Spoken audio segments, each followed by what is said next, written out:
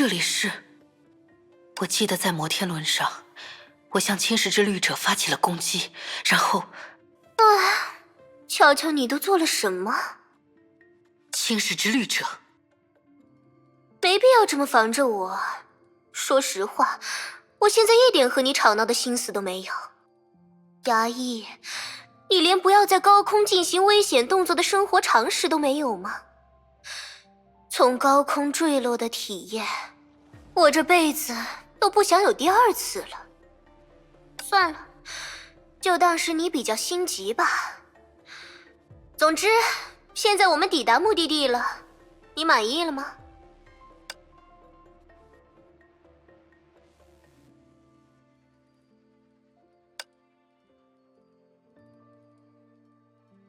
这里就是那座被迷雾笼罩的小岛。没错，同时也是终结一切疑问的地方。你是这么认为的，对吧？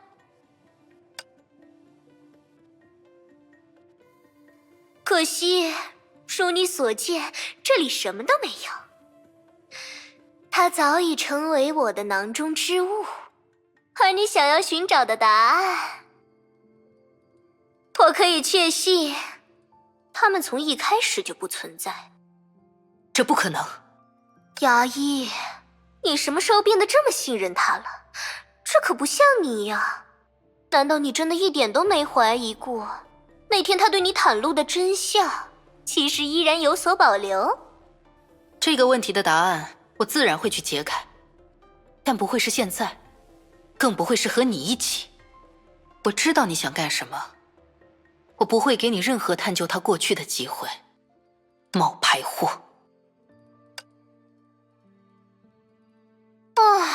衙役，你知道你这句话真的让我有些伤心了吗？经过之前几场战斗，我还以为衙役已经学聪明了。永远不要挑战无法战胜的敌人，这才是生存的智慧，不是吗？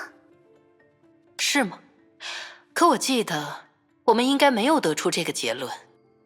侵蚀之律者，你是否真如自己宣言的那样无懈可击呢？好吧，如果衙役一定要吃点苦头才肯学乖的话，我也只能进行一些爱的教育了。提前声明，这一次我不会手下留情了。于万世之于风，察片叶于迷雾，夺简语于浮尘。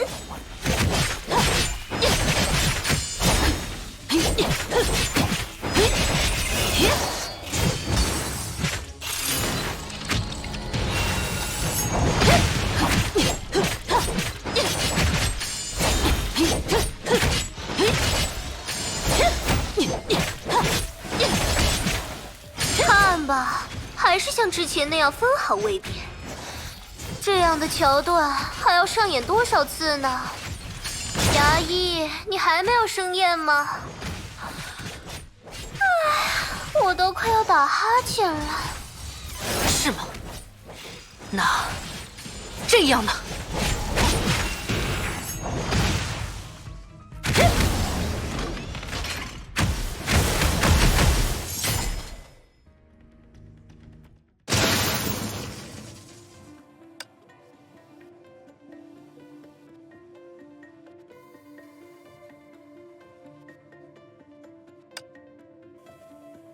哦，看来我的猜想没错，受侵蚀影响，往事乐土已不再像过去那样稳定了。只要掌握了技巧，在数据空间中破开一道裂痕，这样的事我也能做到。那又有什么意义呢？怎么，你好像很在意的样子？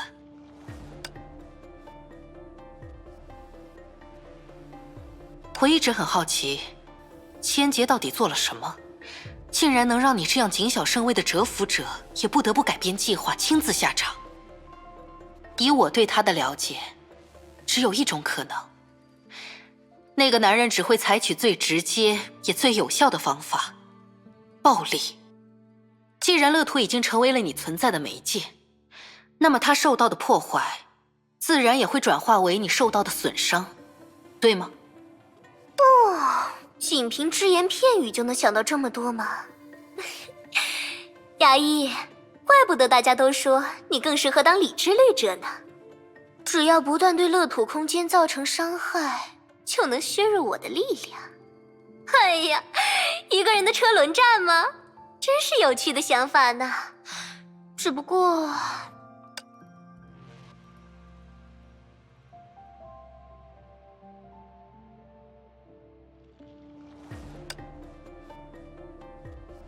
这样的一击，要用10×10的力量吧？雅一，你对自己的体力很有信心吗？谁会先因为精疲力尽而倒下，可不好说哦。作为乐土中唯一无法被侵蚀的存在，我能对你造成怎样的威胁，你一清二楚。艾莉西亚失踪至今已有一段时间，可受到侵蚀的英杰却不过半数。以你那强烈的控制欲来看，这恐怕不是出于计划，而是囿于实力。我不知道侵蚀一个坚定的灵魂要付出怎样的代价，或许是精力，或许是时间，但想必不是一件轻而易举的事。更何况，如今你选择化身为艾莉西亚的样子，对你而言，这应该是一把双刃剑吧？为了不脱离他的身份，你的行动会受到诸多限制。但即便如此，为了死守型号666的主导权，你不得不这么做。所以，你才会主动现身，同我虚与委蛇。只有拖住我，一个比千劫更加危险的潜在威胁，你才有机会继续自己的计划。很合理的推测呢，但也仅限于此了。啊，看来我确实不该和你聊太多的。再这样下去，我恐怕真的要把所有的底牌都递到牙医手上了。但即便你发现了我再多的弱点，也无法阻止我对乐土的侵蚀。力量上的差距依然是无法弥补的，不是吗？也许吧，但至少此时此刻，我的目的已经达成了。你并非全知全能，也并非不可战胜，能证明这2点已经足够了。还没意识到吗？就在我们侃侃而谈的时候，刚才那一击的余波已经传向了乐土的每个角落。那2个在乐土中拥有特殊身份的人不可能错过这个讯息。而现在，回应来了。